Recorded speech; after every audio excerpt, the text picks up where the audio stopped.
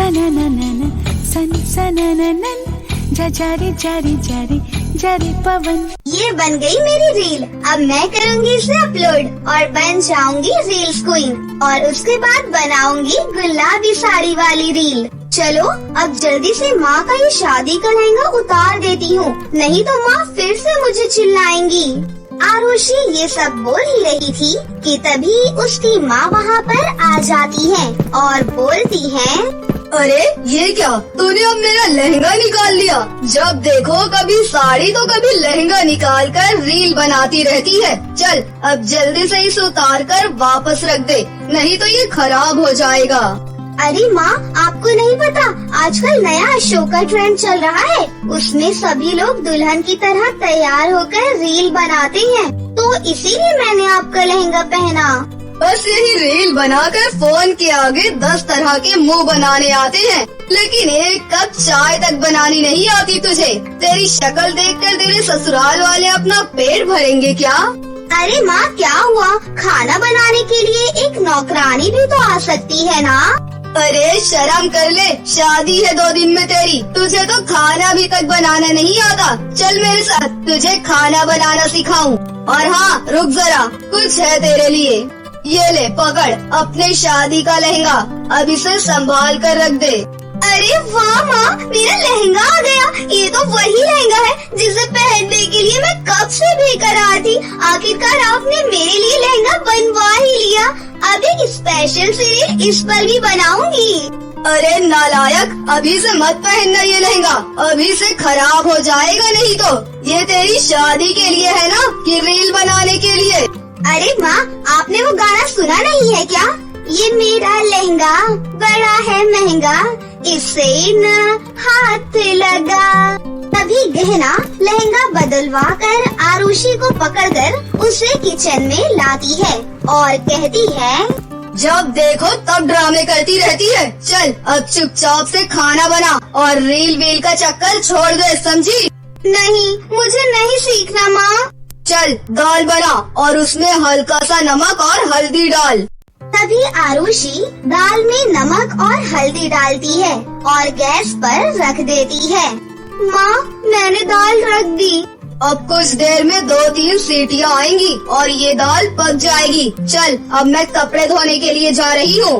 इतना बोलकर गहना वहाँ से चली जाती है और आरुषि मन ही मन कहती है, 10-15 मिनट में तो एक सीटी आएगी, क्यों ना तब तक मैं अपना लहंगा पहनकर एक रील बना लूं। हाँ ये सही रहेगा, माँ को पता भी नहीं चलेगा। ऐसा कहकर आरुषि अपना नया लहंगा पहनकर रील बनाने लगती है। पागल करते तुझे मोरनी चाल, गुलाबी साड़ी आणि लाली लाल लाल। यह आरुषि गाने पर नाच ही रही थी कि तभी उसकी माँ उसे आवाज देती है, हे भगवान, सारी दाल जला दी, किचन में तो है ही नहीं, फिर कहाँ चली गई? ये सुनकर आरुषि के रोंगटे खड़े हो जाते हैं और वो डर जाती है। अरे बाप रे, ये क्या हो गया मुझसे? मैं तो दाल के बारे में एकदम भूल ही गई थी और दाल जल गई। अब तो माँ मुझे छोड़ेंगी नहीं। आरुषि डर की वजह से जल्दी जल्दी किचन में जाने लगती है कि तभी किसी चीज में उसका लहंगा फंस जाता है और वो गिर जाती है। फंसने की वजह से वो लहंगा भी फट जाता है। गई भैंस पानी में, अब इस दाल की वजह से मेरा लहंगा भी फट गया। अब तो माँ मुझे और भी ज्यादा सुनाएंगी। शादी में अब बस 2 दिन बचे हैं, लेकिन सच में मुझे खाना बनाना तो आता ही नहीं। मर गई अब तो मैं, माँ मुझे अब तो बहुत मारेंगी। ये सब सोचकर आरुषि वही डर से कांप रही थी कि तभी वहाँ पर आरुषि की माँ आ जाती है और आरुषि को सुनाने लगती है। लेकिन आरुषि का फटा हुआ लहंगा देखकर वो उस पर और भी ज्यादा गुस्सा करने लगती है। बस इसी की तो कमी थी, 1 रुपया भी नहीं है मेरे पास तुझे कोई चीज दिलाने के लिए। अब तो इसी लहंगे में शादी करना। आरुषि की माँ काफी देर तक उसे सुनाती रहती है, जिससे आरुषि टेंशन में आ जाती है और फिर वो अपने लहंगे को सही करवाने के लिए चली जाती है कि तभी वो रास्ते में देखती है कि सामने से एक बूढ़ी औरत आ रही है जो कि अंधी है और उसके सामने से एक गाड़ी आ रही है। वो औरत उससे टकराने ही वाली होती है कि तभी आरुषि दौड़कर आती है और उस औरत को बचा लेती है और गाड़ी आगे चली जाती है। दादी जी, आप ठीक तो है ना? आपको कहीं लगी तो नहीं? अभी आपका कार से एक्सीडेंट हो जाता। अरे नहीं बेटा, मैं बिल्कुल ठीक हूँ। तुम्हारा बहुत बहुत धन्यवाद। क्या करूँ, अंधी हूँ ना बेटा, तो कुछ पता ही नहीं होता। मेरे पास तुम्हें देने के लिए कुछ और तो नहीं है बेटा, लेकिन ये लो, तुम ये रख लो। ऐसा कहकर वो बूढ़ी औरत आरुषि को एक थैला दे देती है। अरे नहीं नहीं, मुझे कुछ भी नहीं चाहिए। अरे बेटी, तुम्हारी शादी होने वाली है और तुम्हें इसकी जरूरत पड़ेगी। इतना बोलकर वो बुढ़िया वहाँ से चली जाती है और आरुषि वो थैला लेकर आगे चली जाती है कि तभी वो कुछ सोचती है। अरे पर उस बूढ़ी अम्मा को कैसे पता कि मेरी शादी होने वाली है? उसके बाद जब आरुषि उस दिशा में जाती है जहाँ वो बुढ़िया गई थी, लेकिन वहाँ पर कोई भी नहीं होता। फिर आरुषि घर पर वापस आ जाती है। जब वो उस थैले में देखती है तो उसे थैले में अपने लहंगे जैसा ही एक लहंगा मिलता है, जिसे देखकर वो बहुत ज्यादा खुश हो जाती है। वो औरत पक्का कोई भगवान का भेजा हुआ फरिश्ता या भगवान होंगे, तभी उन्हें मेरी शादी के बारे में पता था और उसने सेम टू सेम मुझे मेरे वाला लहंगा ही दे दिया। उसके बाद आरुषि की शादी हो जाती है। फिर जब आरुषि आकाश के साथ अपने ससुराल जाती है तो उसके लहंगे से सोने के सिक्के गिरने लगते हैं। ये देखकर सभी लोग हैरान रह जाते हैं। अरे भाभी, आप लहंगे में सोने के सिक्के लटका कर आई थी क्या, जो आपके लहंगे से सोने के सिक्के गिर रही हैं? आरुषि अपनी ननद को कोई भी जवाब नहीं देती। फिर जैसे ही वो एक और कदम रखती है तो उसके लहंगे से और भी सोने के सिक्के गिरने लगते हैं।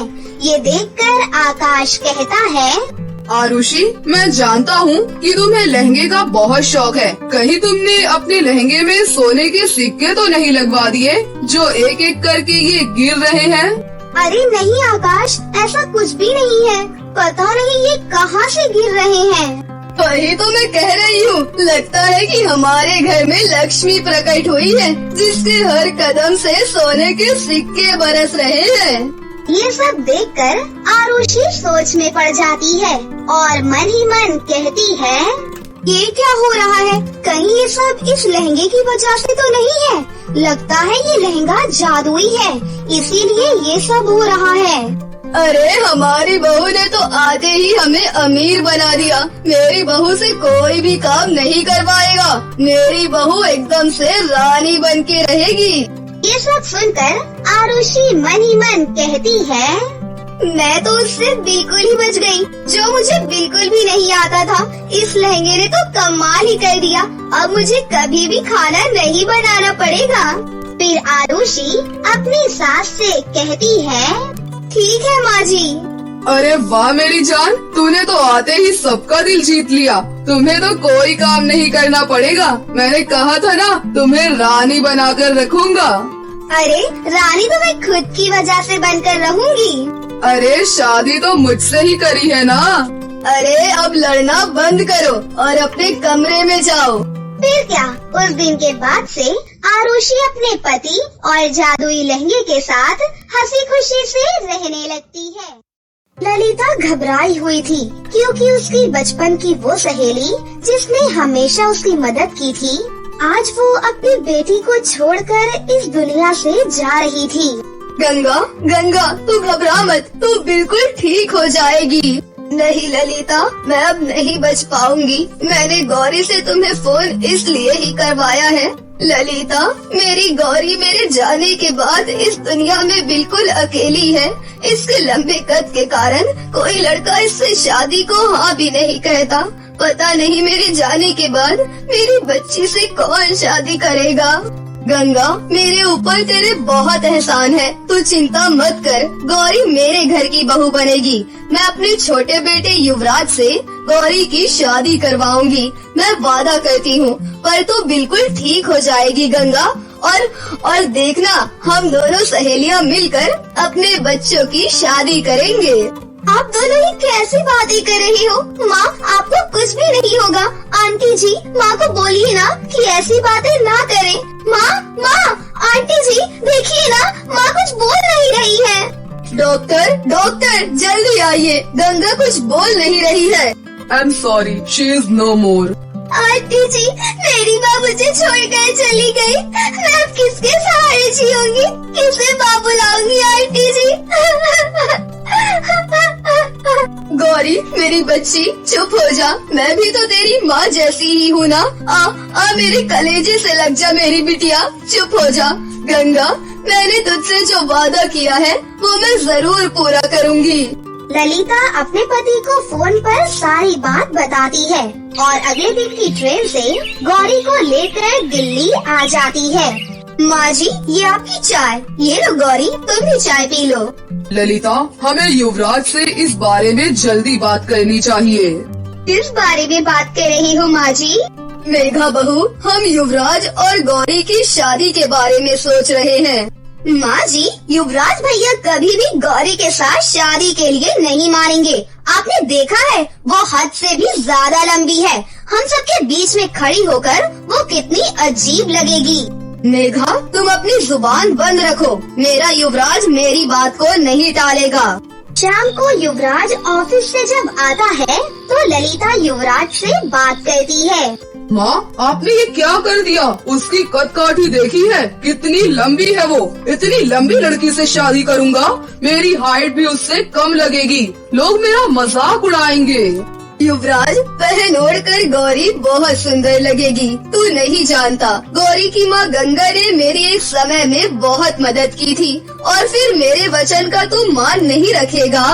बड़ी मुश्किल से युवराज शादी के लिए मान जाता है। युवराज और गौरी की शादी की रिसेप्शन पार्टी चल रही थी।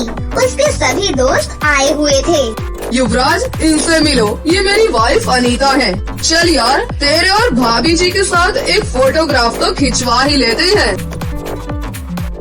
माफ कीजिएगा युवराज जी, ये गौरी जी कैमरे में नजर नहीं आ रही हैं। गौरी जी, आपको थोड़ा झुक कर खड़ा होना पड़ेगा। या एक काम कीजिए, आप कुर्सी पर बैठ सकती हैं, तब आप नजर आ जाएंगी।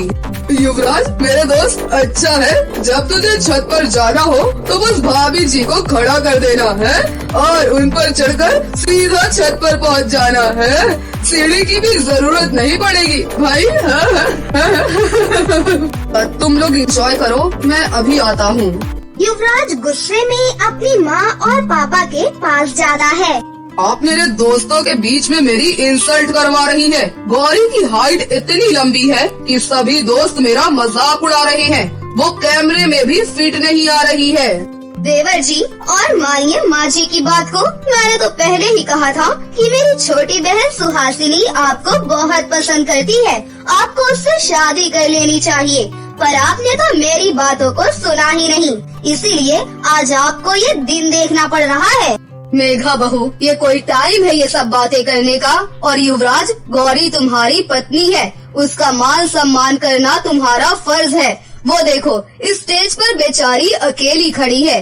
तुम सब यही रहो, मैं और तुम्हारे पापा ही स्टेज पर चले जाते हैं। राजू, निशा, अपनी चाची को तंग मत करो। और भी मेहमान फोटो खिंचवाने के लिए खड़े हैं। कोई बात नहीं भाभी, बच्चे मुझे तंग नहीं कर रहे हैं। मेघा बहू, बच्चों को अपनी चाची के साथ एंजॉय करने दो। तुम क्यों परेशान हो रही हो? कोई तो है जो मेरी बहू का मन लगा रहा है, वरना तुम सब तो स्टेज से उतरकर इधर उधर हो गए। मेघा, ये माँ ने कैसी लड़की पसंद कर ली है युवराज के लिए? जिधर देखो गौरी की हाइट को लेकर ही बात कर रहे हैं। वो देखो सामने मिसेस दुबे। ये ललिता जी को इतनी लंबी लड़की ही मिली थी शादी के लिए। युवराज में कमी ही क्या थी? देखने में तो हैंडसम है, पर लड़की की हाइट बहुत लंबी है। देखभाल कर लड़की पसंद करनी चाहिए। अरे अच्छा ही है ना, लंबी बहू लेकर आए हैं। ऊपर की अलमारी से कुछ उतारना हो तो बहू काम आ जाएगी, छत पर चढ़ना हो तो सीढ़ी बन जाएगी। वरना हमें तो स्टूल रखकर रसोई की अलमारी से कुछ उतारना होता है। आजकल के लोग अपना ही फायदा ढूंढते हैं। देखा तुमने, इतना मजाक बना रखा है हमारा इस गौरी ने। ऊपर से मेरे भाई की जिंदगी और खराब हो गई। सुनो, हम कुछ भी नहीं कर सकते। इस घर में माँ जी की चलती है। उन्हें अपनी सहेली को दिया वादा जो पूरा करना था, उन्हें देवर जी की परवाह ही कब थी। मेरी सुहासिनी। मेघा, अब फिर से तुम शुरू मत हो जाना सुहासिनी का नाम लेकर। कुल मिलाकर सास ससुर और बच्चों को छोड़कर घर में सभी को गौरी से चिढ़ थी। युवराज, मेघा, आनंद तीनों गौरी से सीधे मुंह बात करना पसंद नहीं करते थे। गौरी, मैं जानती हूँ तुम इस घर में खुश नहीं हो। युवराज, मेघा बहू और आनंद तुम्हारे साथ अच्छा व्यवहार नहीं करते हैं, पर वक्त के साथ सब कुछ ठीक हो जाएगा। इन सब की तरफ से मैं माफी मांगती हूँ बेटा। माँ जी, ये आप कैसी बातें कर रही हैं?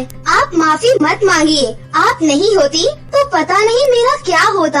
आपने तो मेरी जिंदगी को संभाल लिया। गौरी ललिता के गले लग जाती है। गौरी अपनी तरफ से सबके दिलों में जगह बनाने की कोशिश कर रही थी। ऐसे ही एक दिन, माँ जी, आज स्कूल वैन वाले भैया नहीं आएंगे। मैं बच्चों को लेने स्कूल जा रही हूँ। भाभी, आप स्कूल जा रही हैं, तो क्या आप मुझे ब्यूटी पार्लर तक छोड़ देंगी? मुझे थ्रेडिंग करवानी थी और थोड़ा बाजार का काम था। दिल्ली शहर मेरे लिए नया है, तो मैं यहाँ के रास्ते अच्छे से जानती नहीं हूँ। जाते हुए टोक दिया। ठीक है, आओ मैं तुम्हें छोड़कर बच्चों को वापसी में ले आऊंगी। तुम अपने आप घर वापस आ जाना। मेघा गौरी को लेकर पहले बच्चों के पास स्कूल चली जाती है, पर वो जैसे ही स्कूल के अंदर पहुंचती है, वहाँ पर भीड़ लगी हुई देखकर वो घबरा जाती है। ये भीड़ क्यों लगी हुई है? क्या हुआ?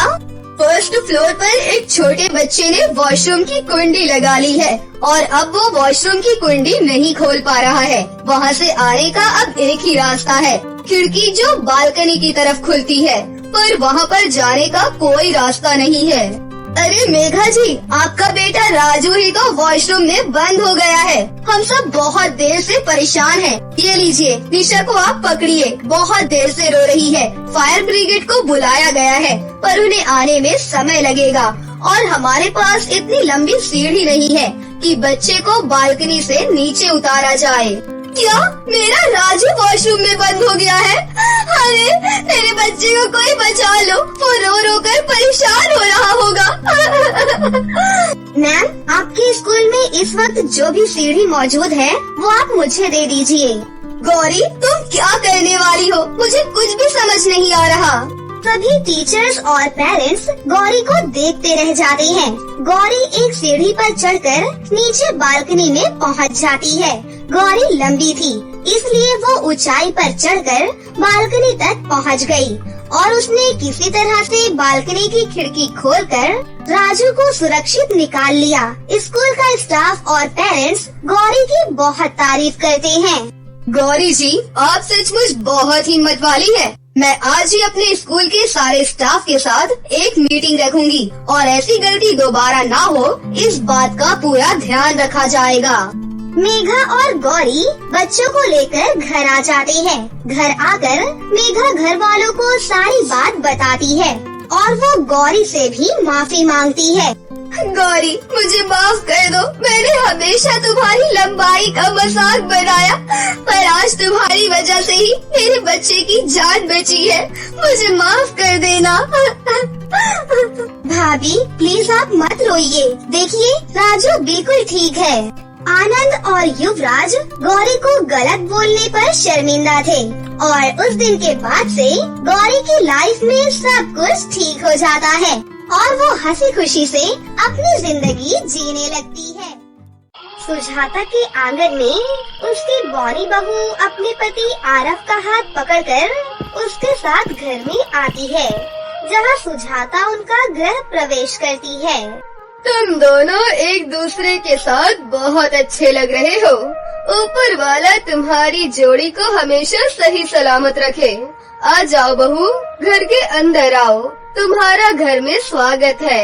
सुजाता के कहने पर उसकी बौनी बहू गुंजन घर के अंदर आ जाती है। जैसे ही वो अपने ससुराल में यहाँ वहाँ देखती है तो वो अपने मन ही मन में सोचती है, आरव का परिवार तो सच में बहुत ही ज्यादा गरीब है, जैसा कि उसने मुझे बताया था। खैर, अब मैं इस घर में आ गई हूँ ना, तो सारी चीज धीरे धीरे ठीक हो जाएगी। गुंजन ऐसा सोच ही रही होती है कि तभी उसके ससुराल के पहले दिन पर ही उसके घर के बाहर कर्ज वाले आ जाते हैं। अरे आरव, कहाँ पर है तू? अरे बाहर निकल। अरे देखो तो सही, शादी करके अपने घर में बहू लेकर आ गया है, लेकिन कर्ज चुकाने के लिए इसके पास पैसे नहीं है। आज तो हम इससे पैसा लेकर ही जाएंगे। अम्मा मियाँ, कितने पैसे देने हैं? हमारे तो आज तक एक पाई भी नहीं लौटाई गई, तुम्हारे कहाँ से लौटा दिए जाएंगे? अरे आज तो हम अपना पैसा लेकर ही जाएंगे, चाहे कुछ भी हो जाए। अरे निकल आरव, बाहर निकल। अपने घर के बाहर हल्ला गुल्ला होते देख आरव घर के बाहर आता है और उन लोगों से आराम से बात करने की कोशिश करता है। आज मेरी पत्नी मेरे साथ शादी करके घर पर आई है, उसका आज पहला दिन है। मैं तुम्हारे आगे हाथ जोड़ता हूँ, जरा मुझे एक दिन की मोहलत दो, मैं तुम्हारा पैसा चुकाना शुरू कर दूंगा। आरव के कई बार समझाने के बाद भी उन सब में कोई भी उसकी बात नहीं सुनता है, जिसके बाद ये सब देखकर गुंजन को बहुत बुरा लगता है। गुंजन घर के अंदर जाकर कुछ सोचने लगती है। तभी वो अपने दोनों हाथ आगे करती है और अपनी दोनों आंखें बंद करके अपने मन में कहती है, मैं चाहती हूँ कि मेरे हाथ में एक सोने से भरा हुआ संदूक आ जाए। गुंजन के इतना कहते ही उसके हाथ में सोने से भरा हुआ एक संदूक आ जाता है, जिसके बाद वो सोने से भरे संदूक को उठाकर लेकर आती है और उन सभी लोगों को देते हुए कहती है, ये सोने से भरा संदूक है, जब तुम सब इसे बेचोगे तो तुम्हें इसमें से अपने कर्ज के पैसे की डबल कीमत मिल जाएगी। इससे तुम्हें फायदा ही होगा। ये लो, ये अब से तुम्हारा हुआ। सोने से भरा संदूक देखकर किशोर, राजेश और चंदन की आंखें खुली की खुली रह जाती हैं। वो बहुत ज्यादा हैरान हो जाते हैं, जिसके बाद वो उस संदूक को लेकर जाते हैं और उसे बेचकर अपना कर्ज वसूल कर लेते हैं। लेकिन सोने से भरा संदूक आया कहाँ से? अब इस बात पर पूरे घर में चर्चा शुरू हो जाती है। हमारे घर में तो सोने की कोई चीज ही नहीं मिलेगी, फिर ये सोने से भरा इतना बड़ा संदूक कैसे आया? बताओ गुंजन, तुम्हारे पास ये सोने से भरा संदूक कहाँ से आया? इतने समय से हमारे घर में सोने का एक टुकड़ा भी नहीं था, पर आज ये सोने का इतना बड़ा संदूक कहाँ से आ गया? ऐसा कैसे हो सकता है? तुम कुछ बोलती क्यों नहीं हो बहू? हमें तुम्हारे मुँह से सच सुनना है। आरव और सुजाता के पूछने पर गुंजन उन्हें सब कुछ सच सच बताना शुरू कर देती है। ये तब की बात है जब मेरे माता पिता मेरे रिश्ते के लिए बहुत ज्यादा परेशान हो रहे थे। बहन जी, मेरी बेटी बहुत संस्कारी है और उसे बहुत कुछ आता है। शुरू से ही वो हर एक काम में दिलचस्पी रखती है और पढ़ाई में भी बहुत तेज है हमारी बेटी। जब आप इतनी तारीफ कर रही हो तो आपकी बेटी तारीफ के लायक ही होगी, पर मैं देखना चाहती हूँ कि आपकी बेटी है कहाँ जिसकी आप इतनी तारीफ कर रही हो। आप अपनी बेटी को बुलाइए तो सही। कमला के कहने पर वो अपनी बेटी गुंजन को बुला लेती है। गुंजन की छोटी हाइट देखते ही कमला हैरान रह जाती है। जहाँ उसके चेहरे पर इतनी ज्यादा खुशी थी, अचानक से उसका चेहरा उतरा उतरा हो जाता है और वो गुंजन को देखते ही मालती से कहती है, ये पुड्डू सी आपकी बेटी है। मुझे तो यकीन ही नहीं होता कि आपकी बेटी इतनी बौनी है। हे भगवान, जिसकी आप इतनी तारीफ कर रही थी, ये वो लड़की है। मुझे तो यकीन भी नहीं होता। आपने ये सोच भी कैसे लिया? कि मैं अपने इतने सुंदर लंबे लड़के की शादी इस बॉनी हाइट की लड़की से करवा दूंगी। कमला बहन, ये तुम कैसा बर्ताव कर रही हो? बॉनी हाइट होना कोई बहुत बड़ी बात नहीं है। आजकल ये सब कौन देखता है? लोगों का तो मुझे नहीं पता, लेकिन मैं तो देखती हूँ। अरे मैं नहीं चाहती कि जमाने के लोग मेरे बेटे को ये कहें कि उसकी पत्नी छोटी है, बिल्कुल उसकी बच्ची जैसी है। सॉरी बहन जी, हम ये रिश्ता नहीं कर सकते। फिर कमला वहाँ से उठकर चली जाती है। ऐसे ही जितने भी रिश्ते आते हैं वो सभी एक एक करके गुंजन की छोटी हाइट देखकर उसे मना करके चले जाते हैं। गुंजन अंदर ही अंदर बहुत ज्यादा टूट चुकी थी। अरे बेटी, ऐसे मत रो। देखो, अगर तुम अभी से हार मान जाओगी तो आगे कैसे चलेगा? माँ, हम इतनी बार रिजेक्शन पा चुके हैं कि अब हमारे अंदर और रिजेक्ट होने की जरा भी गुंजाइश नहीं है। आप हमारी बात समझने की कोशिश करो माँ। मालती गुंजन को बहुत ज्यादा समझाती है, जिसके चलते वो फिर से लड़के वालों के सामने आ जाती है। हर बार की तरह इस बार भी उसे रिजेक्ट करके वो लोग चले जाते हैं, जिसके चलते गुंजन रोते हुए वहाँ से निकल जाती है और वो रोते हुए जंगल में एक नदी के किनारे बैठ जाती है। ये सब मेरे साथ क्यों हो रहा है? ऊपर वाले, तुमने मुझे ऐसा क्यों बनाया? इससे तो अच्छा होता कि मैं इस दुनिया में पैदा ही ना होती। मैं इस दुनिया में सिर्फ धरती का बोझ बनती जा रही हूँ। इससे अच्छा होगा कि मैं आत्महत्या करके अपने माता पिता को भी इस परेशानी से मुक्त कर दूँ। गुंजन जैसे ही नदी में कूदने वाली होती है कि तभी नदी के अंदर से पानी की राजकुमारी जलपरी निकलती है, जो गुंजन से कहती है, इतनी प्यारी और खूबसूरत होने के बाद तुम खुदकुशी कैसे कर सकती हो? मैं तुम्हारी सब परेशानियों को जान चुकी हूँ। अपनी कमजोरी को अपनी ताकत बनाओ। जलपरी जी, अगर आप सब कुछ जानती हो तो मेरी मदद करो।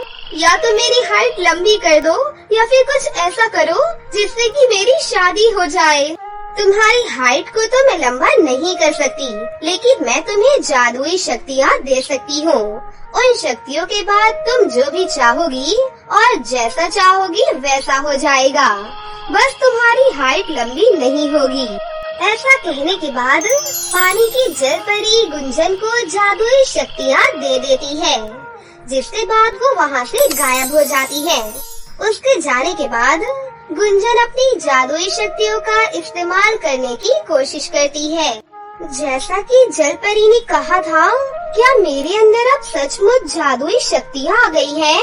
मुझे ये देखना होगा। गुंजन ऐसा सोचकर नदी के अंदर से हाथ में पानी निकालती है और कहती है कि मैं चाहती हूँ कि ये पानी एक हीरे में बदल जाए। गुंजन के इतना कहते ही वो पानी एक बड़े से हीरे में बदल जाता है। ये देखकर गुंजन हैरान रह जाती है। उस दिन के बाद अचानक से उनके घर पर आरव का रिश्ता आता है। आरव गरीब परिवार से था, लेकिन पढ़ा लिखा और सुलझा हुआ इंसान था। वो गुंजन को पहली नजर में ही पसंद कर लेता है। उसके बाद गुंजन की शादी आरव से हो जाती है। तब से मेरे पास ये जादुई शक्तियाँ हैं। मैं अपनी जादुई शक्तियों से कुछ भी कर सकती हूँ। इस टूटे फूटे घर को ठीक कर सकती हूँ। इस घर की सभी परेशानियों को दूर कर सकती हूँ। ये सुनकर सुजाता को बहुत खुशी मिलती है। बहू, मैंने तो सोचा ही नहीं था कि मैं किसी जादुई बहू से अपने बेटे की शादी करवा कर उसे अपने घर पर लेकर आऊंगी। तुमने तो सच में कमाल ही कर दिया। क्या बहू, तुम सच में इस घर को ठीक कर सकती हो? तभी गुंजन घर की दीवारों को हाथ लगाकर कहती है, ये घर एक सुंदर और प्यारे से घर में बदल जाए, जिसमें रहने की सारी सुविधाएं हो। गुंजन के इतना कहते ही वो घर जादू से बहुत सुंदर और प्यारा बन जाता है, जिसमें रहने की सब सुविधाएं होती हैं। अपनी जादुई बहू के हाथों का ये जादू देखकर सुजाता को बहुत खुशी मिलती है। वहीं अब गुंजन अपने गरीब ससुराल वालों की बहुत मदद करती है, जिसके चलते पूरे गांव में जादुई बहू के नाम से गुंजन मशहूर हो जाती है। अब गुंजन को कोई भी बौना नहीं कहता, बल्कि किसी को भी कोई परेशानी होती है तो वो गुंजन के पास आ जाते। इसी के चलते गुंजन भी अपने ससुराल में हंसी खुशी से रहने लगती है। तो दोस्तों, कैसी लगी आपको हमारी ये कहानी? अगर आपको हमारी कहानी अच्छी लगी हो तो इसे जरूर लाइक करें, साथ ही हमारे चैनल को सब्सक्राइब भी कर लें और बेल आइकन को दबाना ना भूलें। मिलते हैं अगली वीडियो में। धन्यवाद।